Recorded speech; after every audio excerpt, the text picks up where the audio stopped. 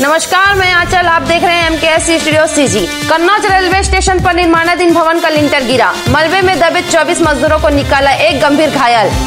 उत्तर प्रदेश के Kannauj railway station पर शनिवार दोपहर 2:30 बजे से तेज धमाके के साथ निर्माणाधीन भवन का लिंटर गिरा। हादसे में करीब 24 मजदूर मलबे में दबकर घायल हो गए थे। इन सभी को स्थानीय प्रशासन और रेलवे के अधिकारी और कर्मचारियों द्वारा निकाला गया है। मौके पर राहत और बचाव का काम पूरा कर लिया गया है। घायलों में से 12 मजदूरों को कन्नौज के मेडिकल कॉलेज में भर्ती कराया गया है। इनमें से एक की हालत गंभीर होने पर उसे कानपुर रेफर किया गया। बताया जा रहा है कन्नौज हादसे में सभी 28 मजदूर रेस्क्यू किए। ठेकेदार और इंजीनियर के खिलाफ FIR दर्ज। वहीं घायल मजदूरों के लिए मुआवजे की राशि का ऐलान किया गया है। सामान्य रूप से घायलों को 50,000 और गंभीर रूप से घायलों को 2.5 लाख रुपए दिए जाएंगे। इसका भुगतान रेल प्रशासन द्वारा किया जा रहा है। इस घटना की जांच के लिए 4 वरिष्ठ अधिकारियों की कमेटी गठित की गई है। इस उच्च स्तरीय कमेटी में प्रमुख मुख्य इंजीनियर, मुख्य प्रशासनिक अधिकारी RSP, प्रमुख मुख्य संरक्षा अधिकारी और प्रधान मुख्य सुरक्षा आयुक्त शामिल हैं। उधर स्थानीय चिकित्सालय में डॉक्टरों के साथ रेलवे मुख्य चिकित्सा अधीक्षक के नेतृत्व में रेलवे डॉक्टर की भी टीम घायलों को इलाज में जुटी है।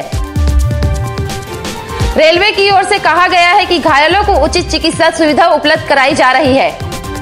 वहीं मेडिकल कॉलेज के CMS डॉक्टर दिलीप सिंह ने बताया कि कन्नौज हादसे में घायल हुए मजदूर को जिला अस्पताल में भर्ती कराया गया। 12 लोगों को मेडिकल कॉलेज लाया गया था। यहां एक की हालत गंभीर होने से उसे कानपुर रेफर कर दिया गया है। शेष घायलों का इलाज इमरजेंसी वार्ड में चल रहा है। अलग अलग दावों के बीच हादसे की वजह जानने में जुटी टीम। अमृत योजना के तहत कन्नौज रेलवे स्टेशन के प्लेटफॉर्म नंबर 1 पर निर्माणाधीन बिल्डिंग का लेंटर धराशायी होने को लेकर प्रशासन घटना के बाद दिमागी कसरत रहा। हालांकि प्रशासनिक अधिकारी भी इस घटना को लेकर अलग अलग तरह के दावों को करते रहे, लेकिन कोई अब किसी निष्कर्ष पर नहीं पहुंच सके हैं। वहीं हादसों के कारणों को पता लगाने में टीम जुट गई है। उधर प्रत्यक्षदर्शी लगाई गई सेंटरिंग में लोहा और लकड़ी की बल्ली मिक्स लगाए जाने को लेकर जिम्मेदार ठहराते रहे। घटना के बाद हर किसी को अलग तरह के तर्क रहे।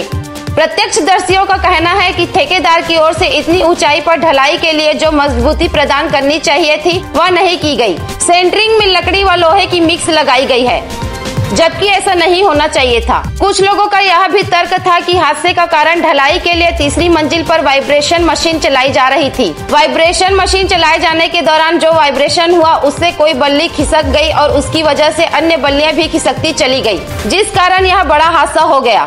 सेंटरिंग लगाए जाने में घोर लापरवाही बरती गई। वहीं कुछ लोगों का कहना है कि सेंटरिंग और जाल कमजोर होने के कारण मटेरियल का वजन नहीं झेल सका।